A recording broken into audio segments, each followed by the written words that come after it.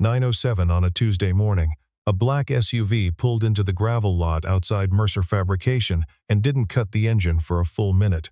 When the door opened, Lena Voss stepped out in a charcoal blazer and heels that had no business on gravel, a tablet under one arm and a contractor's envelope in the other. She walked past the hand-painted sign without reading it. She walked past the open bay door without slowing.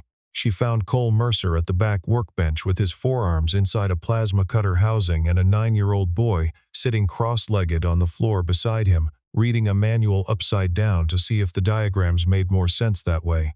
Lena set the envelope on the bench. She did not wait for Cole to look up. "We're releasing the contract. Everything fabricated under the Ardent spec is surplus. You can keep the steel or scrap it.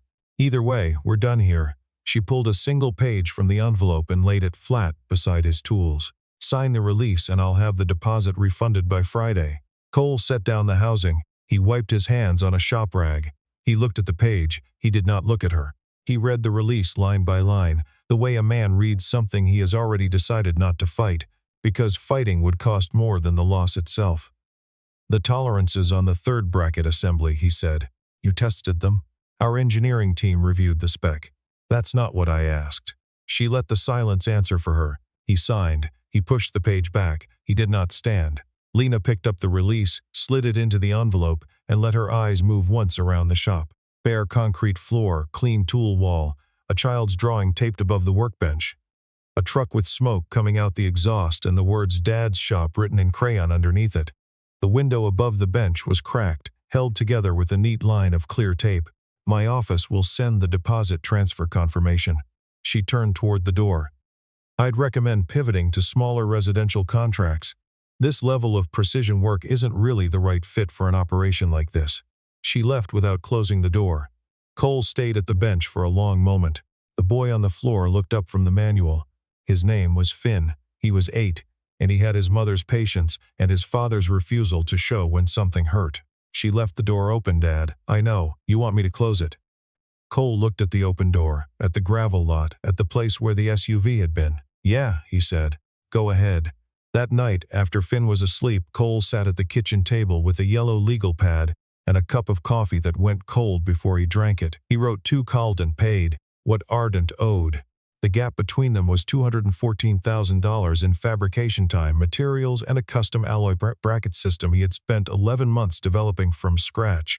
The release he had signed dissolved his claim to any of it. He put the legal pad in the drawer. He didn't sleep before 2. The next morning he called the one person he hadn't called in 4 years, Russ. "It's Cole. I need to show you something in person." Russell Dade arrived at 6:40 in a pickup that burned oil and didn't apologize for it. He walked into the shop, saw the crated bracket assemblies stacked along the far wall, and stopped walking. "Tell me those aren't the Ardent components." Cole handed him the release. Russ read it. He read it again. He set it down and looked at Cole the way a man looks at someone he's been worried about for years and now has a specific reason for. "Nothing to litigate without the test data, and they have the test data." "Oh, Cole." Russ set his hands flat on the bench. "Do you know what these are? Not what they told you they were, what they actually are."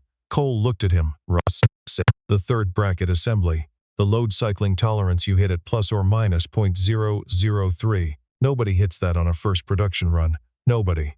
Ardent's been trying to hit that number for 6 years on their aerospace division." He picked up the release and set it back down. "Garrett Voss signed this termination order.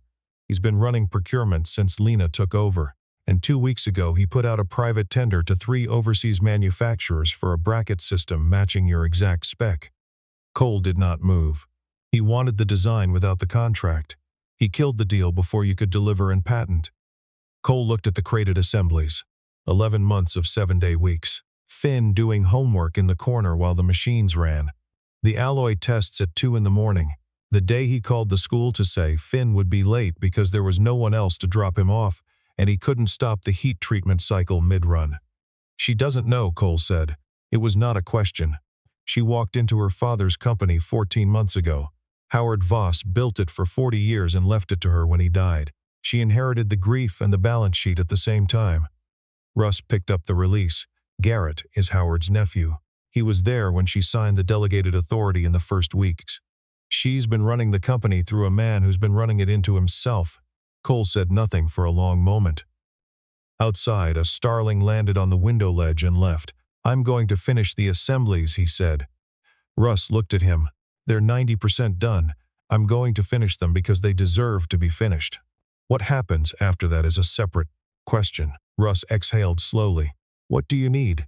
Your CMM calibration rig in about 3 weeks. You've got them. In the glass and steel building in Denver, Lena sat at her father's desk. She still thought of it as her father's desk, still moved things back to where he kept them, and reviewed the quarterly procurement summary. She closed the file and looked at the framed photograph on the shelf behind her. Howard at a job site in 2011, hard hat pushed back on his head, laughing at something off camera. Beside him, a younger man in a welding jacket with his face half turned away, both of them looking at a piece of fabricated steel like it was something they were proud of. She had looked at that photograph 1,000 times.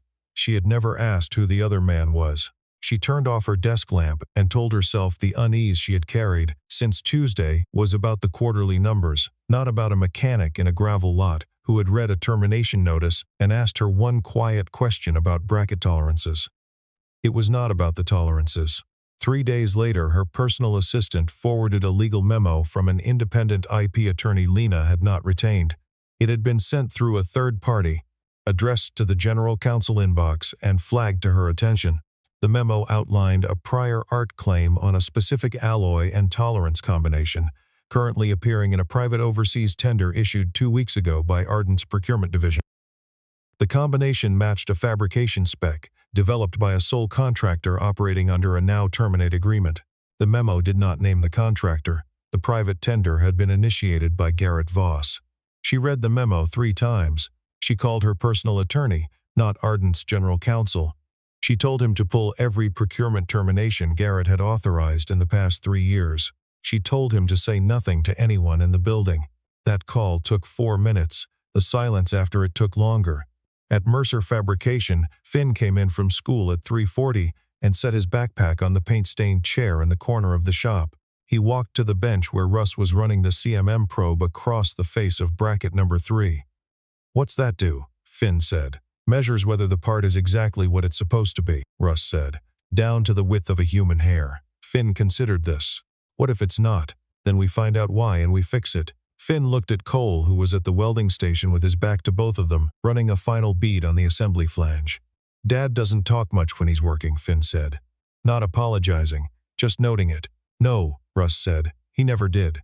Your dad built the first clean piece of aerospace-grade steel I ever saw come out of a shop this size.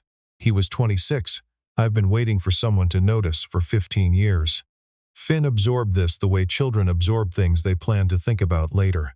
I'll make sandwiches, he said, and went to the small break room at the back. Cole did not slow his hands on the weld, but for the first time in 3 weeks his jaw unclenched. On Friday, Lena drove to the shop herself. No assistant, no counsel. She parked on the gravel and did not wait in the car. The bay doors were open. Russ was at the CMM rig. Cole was at the bench with a torque specification sheet in one hand and a bracket assembly in the other, comparing surface finish against a reference gauge. He did not hear her come in. She walked as far as the center of the shop floor and stopped. It was Russ who saw her first. He straightened, looked once at Cole, and said nothing. Cole turned Ms. Voss as he set the bracket down. Not quickly, not slowly. She looked at the crated assemblies along the wall. 12 of them where 8 had been when she'd come on Tuesday, completed, stacked, tagged with specification numbers in black marker. The contract was terminated, she said. I know, you kept working. The assemblies were 90% done. Walking away at 90% doesn't make sense. She looked at him for a long moment. I need to ask you something. All right. The third bracket assembly, the alloy tolerance. Did you document your development process? Cole picked up a 3-ring binder from the shelf behind him and set it on the bench in front of her. Lab reports, alloy batch records, CMM readouts dated across 11 months, process notes in his own handwriting, dense and precise, with dates in the margin. She opened it. She read the first 5 pages without speaking. Russ found a reason to walk to the back of the shop. Why didn't you tell me about this when I came Tuesday, she said. Cole looked at her. You didn't ask about it. You asked me to sign a release. She closed the binder. She did not give it back. That's the original. You can take the copy. He reached under the bench and produced an identical binder, blue cover instead of black. I made it for exactly this reason. She took the blue binder. She set the black one back on the bench. Who are you, Mr. Mercer? A fabricator. Fabricators don't log CMM readings at that frequency. They don't maintain alloy batch chain of custody for 11 months. They don't. She stopped. She looked at the photograph above the workbench. Finn's crayon drawing. The date at the bottom, March last year. The month Cole would have started the Arden contract. She left without asking what she had started to ask. That night she called her personal attorney from her car in a parking garage in Denver. She told him to widen the pull on Garrett's termination orders. Go back 6 years, not 3. She told him to cross-reference every terminated sole contractor agreement with any overseas tender issued in the subsequent 90 days. She told him she thought she already knew what he was going to find. She was right. Garrett Voss had terminated 11 contracts in 6 years. 7 of them were sole proprietor fabricators and engineers. 3 of the 7 had IP that showed up in Ardent products within 18 months of their terminations. The contracts had been stripped, the designs had been absorbed, and the contractors had signed releases they didn't know they were signing. Cole Mercer's release was number 11. She did not sleep that night. The following Tuesday, Garrett came to her office with a thin folder and the kind of smile he wore when he thought he was ahead. Good news on the bracket tender. We have 3 competitive bids from overseas. We can hit the aerospace tolerance at 40% of Mercer's cost. I'd like your sign-off to move forward. He set the folder on her desk. She looked at the folder. She did not open it. When did you know who Cole Mercer was, Garrett? The smile did not change, only the timing of it. 1 beat too long before it shifted. He runs a small shop. He was a contract vendor. He was a contract vendor who hit plus or minus .003 on a first production run, which you knew because our engineering team reviewed the spec. You told me so yourself. She set her hands flat on the desk. When did you know who he was? Garrett recalibrated. I don't know what you're suggesting. I'm asking a question. When did you know? He gave her the answer that wasn't an answer. She let him finish. Thank you, Garrett. Leave the folder. When he was gone, she unlocked the bottom drawer and took out the procurement file her personal attorney had assembled. She set it on top of Garrett's tender folder. She sat with both of them for a long time. Then she called Russ Dade. Mr. Dade, my name is Lena Voss. I'm going to ask you to tell me something I think you've been waiting to tell someone for a long time. Russ was quiet for 4 seconds. How much do you already know? Enough to fire him tonight. Not enough to know what my father knew. Another pause. Your father knew everything. He found it in the fall. He was going to take it to the board in January. He died in December.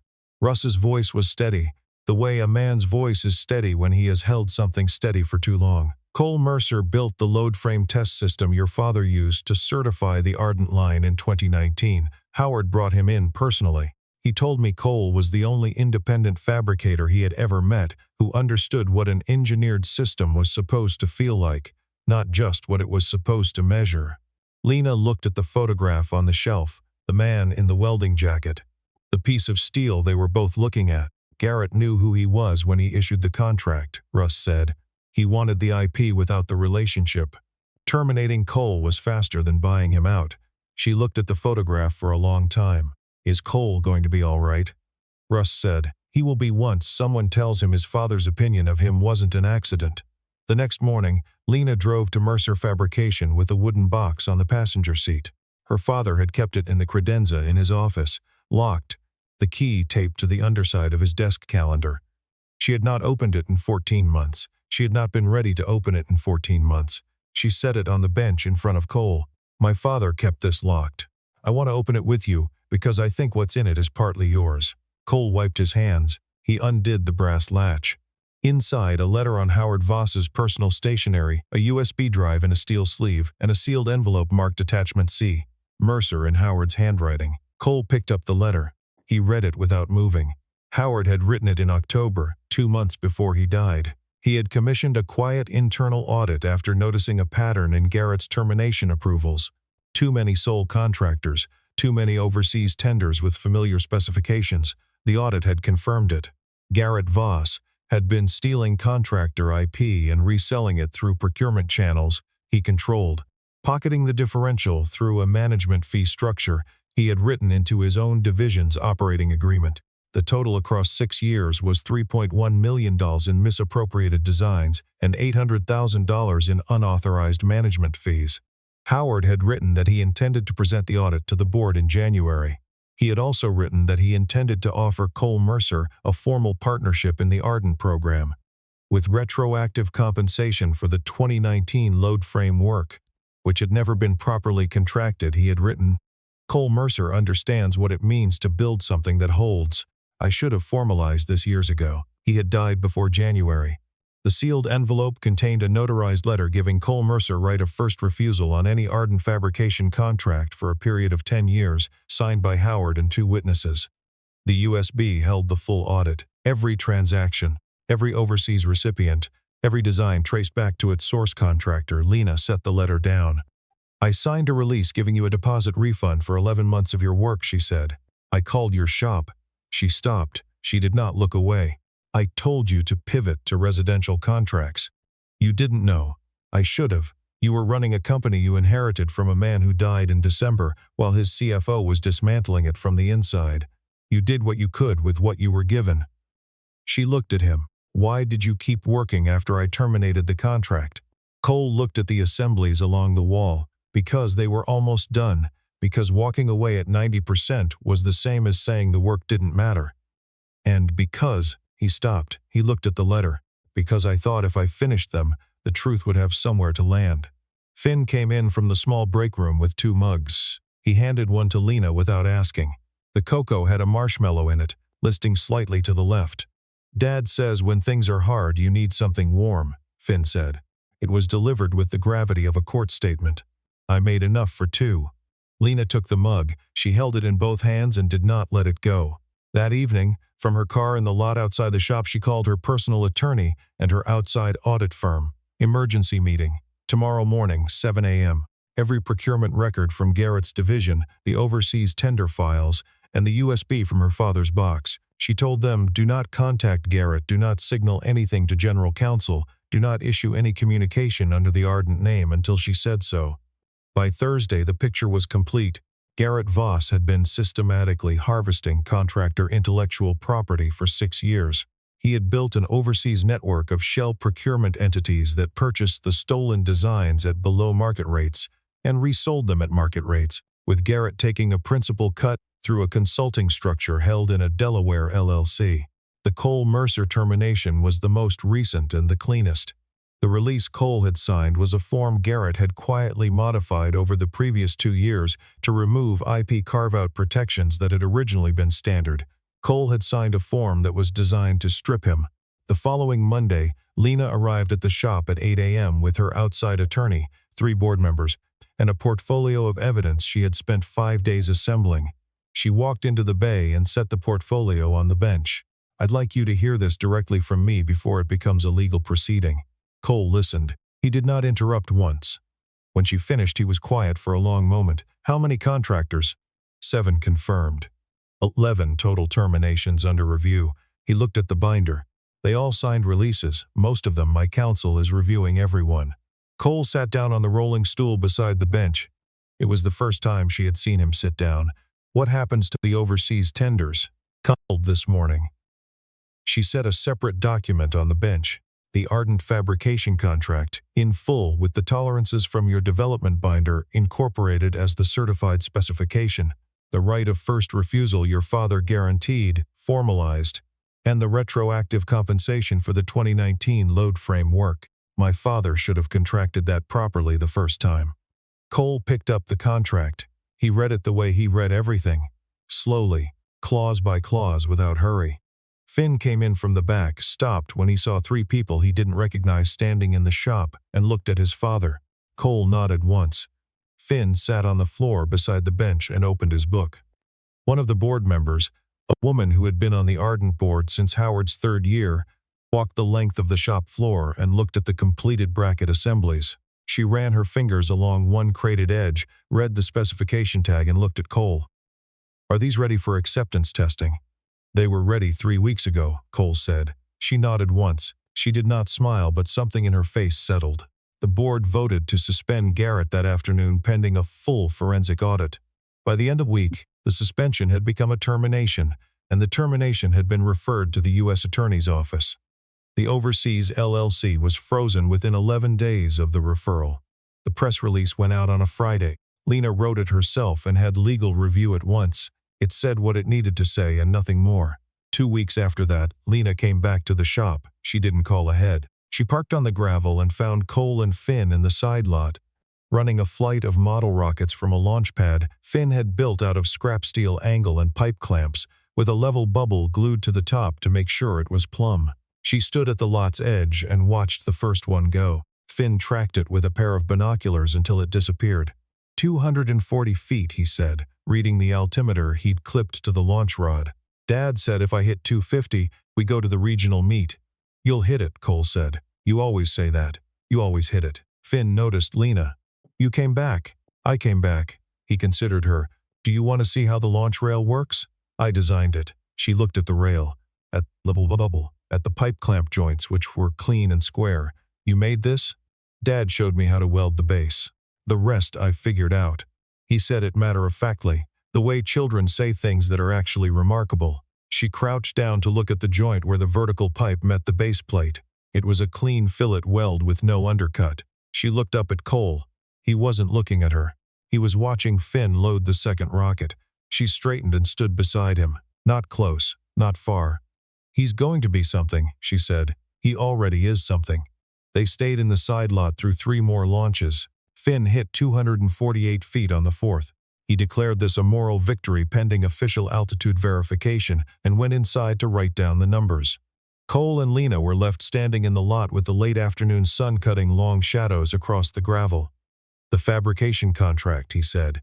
Thank you. Don't thank me. You built the thing my father tried to protect. I just found the paperwork. You drove 400 miles to bring it to me in person. The paperwork deserved a drive.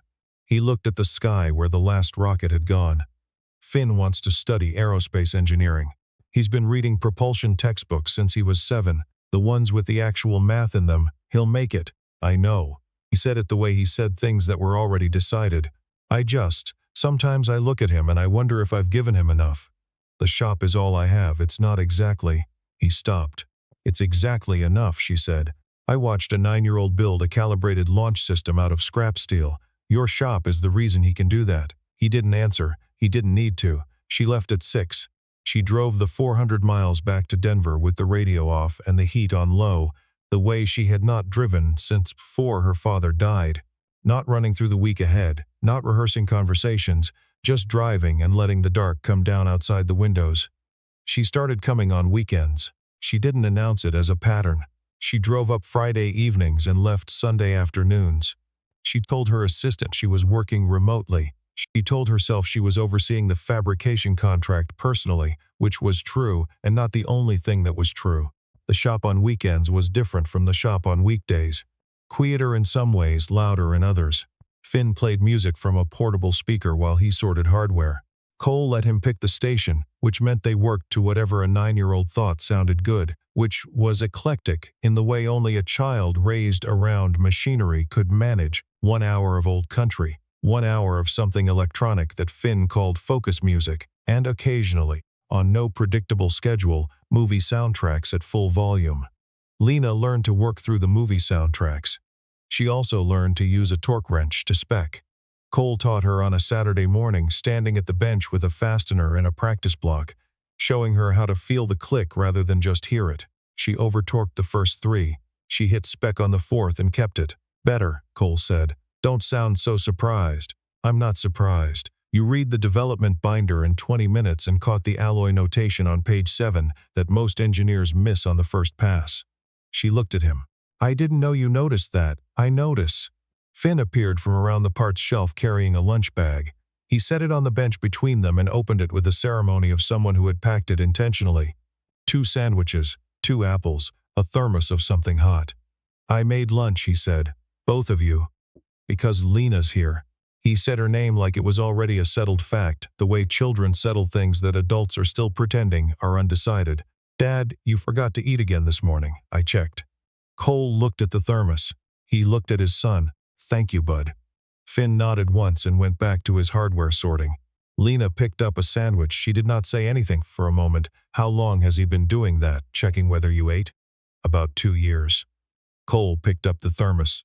After his mother died, he decided he was going to make sure at least one of us was paying attention.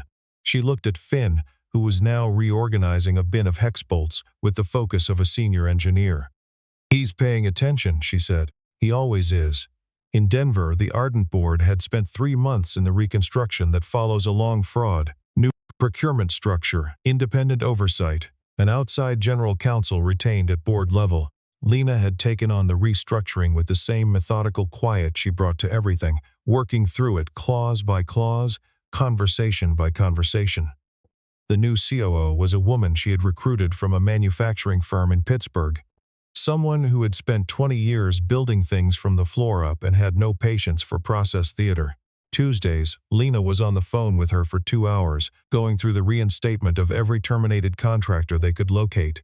7 of the 11 had been found. 2 had closed their shops in the years since. 5 were still operating. Cole was the only one Howard had named in a notarized letter. On a Wednesday in November, 3 months after she had walked back into his shop with the wooden box, Lena drove the 400 miles without a reason she could name. The aspens on the highway had gone gold and were starting to let go. The air when she stepped out of the car smelled like cold coming. Cole was in the dyno bay running a load cycle on the first completed bracket assembly. The dyno readout was on a wall-mounted screen, the load curve climbing steady and clean through its test range. Finn was at the small desk in the corner of the bay, doing homework, wearing ear protection that was slightly too large for his head, holding one ear cup in place with one hand while he wrote with the other. Lena stood in the doorway. Cole cut the cycle, looked at the readout, wrote 2 numbers on his clipboard and turned around. He saw her. He didn't look surprised. He didn't look not surprised. He crossed the bay and handed her a set of ear protection from the hook by the door. "Cycle runs for another 40 minutes, he said. "You can watch from the booth or stay out here." She put the ear protection on. She stayed out there. The load curve climbed and held. The readout numbers stayed inside the band for the full cycle. When the machine stepped down at the end and the room went quiet, Cole read the final figures, wrote them on his clipboard and handed it to her. She looked at the numbers. Tolerance compliance 100%. Load deviation 0.0021 inches. Cycle completion nominal. "That's what we built," he said. 47 weeks of it. She handed the clipboard back. Her hand stayed near his for a second longer than the handoff required. She pulled it back. Finn pushed his ear protection up. He looked between them with the calm assessment of a person who has been reading a situation correctly for some time and is waiting to see if the adults will catch up. "Lena," he said, "do you want to stay for dinner? Dad's making chili." Cole did not say anything. Lena looked at Finn. "Is it good chili?" Finn considered this with appropriate gravity. "It's the best thing he makes. And he makes a lot of good things." She looked at Cole. He looked back at her, waiting to hear what she said. "Yeah," she said, "I'll stay." That was November. In February, the Regional Fabrication Association held its annual recognition event at a hotel in Denver. Ardent nominated Mercer Fabrication for the Precision Manufacturing Award, the first time a sole proprietor shop had been nominated in the award's 18-year history. The nomination form had been written by Lena. She had submitted it herself without telling Cole. He found out when the letter arrived at the shop. He called her. "You nominated me. You built the thing, a Cole." He was quiet for a moment. "Finn's going to want to come to the ceremony. I reserved 3 seats." There was a pause. She waited. "Thank you," he said. "Don't thank me." The form practically wrote itself. At the ceremony, Finn wore the clip-on tie he had found in Cole's closet and had asked to borrow 3 weeks in advance so he could practice clipping it. He sat between Cole and Lena and tracked the event program with his finger, line by line, the way he tracked telemetry. When the award was announced, he grabbed Cole's arm before Cole had fully processed the name. "That's you, Dad." "That's you." Cole stood. He walked to the podium. He was the only person in the room in a flannel shirt, which he had washed but not ironed, and he did not pretend it was anything other than what it was. He thanked Russ.